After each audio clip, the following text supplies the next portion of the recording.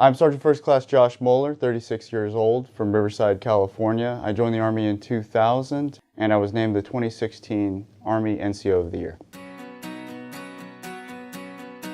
You know, I joined the Army because I was looking for structure in my life. I was looking for skills that were going to be applicable to life and how to get ahead and how to succeed.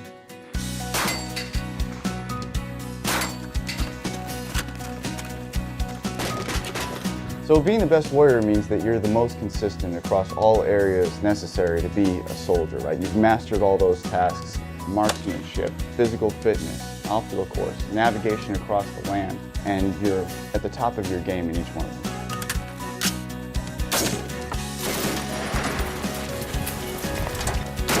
Well, one of the biggest hardships I overcame was actually broke my leg in the middle of these competitions.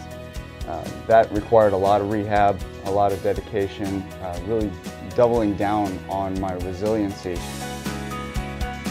One thing I learned about myself was where my limits truly lie, because I hadn't tested them in a while, and when you do that, when you get up against those things that are really pushing you, I really learned again where my limits really lie.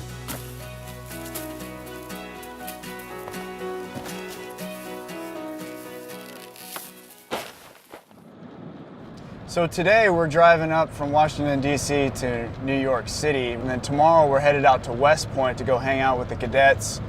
I'm actually really looking forward to talking to the cadets. I love young soldiers. I'm going to talk to them specifically, since cadets are getting ready to be Army leaders. I'm going to talk to them about leadership. How is it that they can get other people that are their peers in age, how they can get them to do what they want them to do for the good of the Army to accomplish our mission?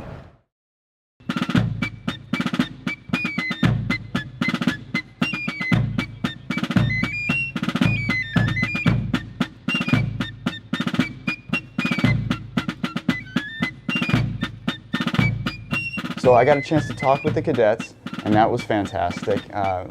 They asked me about what it's like to be an NCO, what I thought about the officer-NCO relationship, what I saw leadership developing into, and how they could best affect change in the future.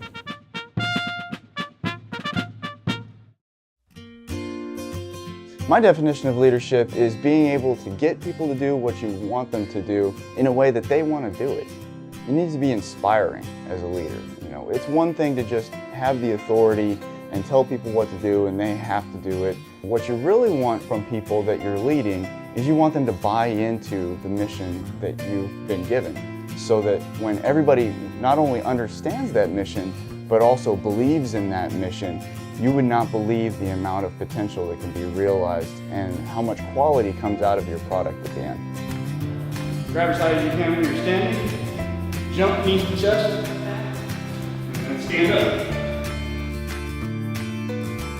Two of my favorite things about great leaders is, one, they lead by example. They're not just telling people what to do, they're doing it themselves. They're embodying the example. The second thing that I like to see leaders doing is I like to see them shouldering some of the burden with their people, because you can really get the respect of your people automatically without even saying a word about it, by just making sure that you're there with them, not just directing, but also participating. Some of the pitfalls that I see leaders making is not being humble. Number one, it seems easy, right? Just be humble. Don't ever think that you're above other people.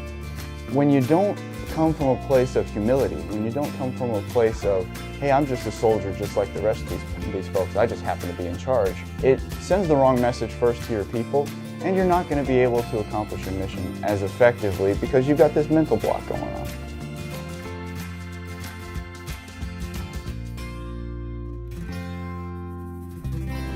This morning we went to the One World Trade Center and the 9/11 Memorial.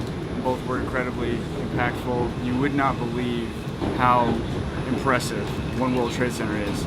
And then the 9/11 Memorial was such an impact. It was such a moving experience. They did a beautiful job of memorializing that so that the people that were involved in that can live forever.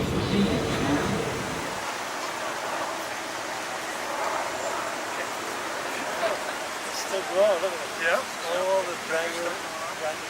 This guy's ready for a new spring.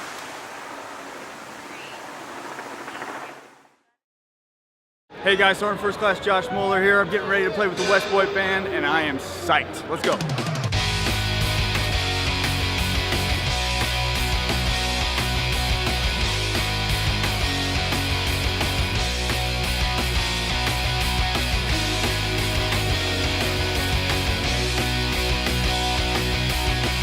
I've got a long musical background. I started when I was 6 years old playing the piano. Shortly after that, I started playing trumpet at the age of 8, which turned into the drums at the age of 12, and then eventually the guitar at the age of 16. So do you think any of that musical influence led you to join the Army? 100%, actually. Especially my time in the high school marching band. The amount of discipline and dedication it takes to be a high school marching band player is very, very similar, almost exactly the same as being a member of the military. Today I still play guitar plenty for my own enjoyment. Music's always going to be part of my life, and it's something that I enjoy every day.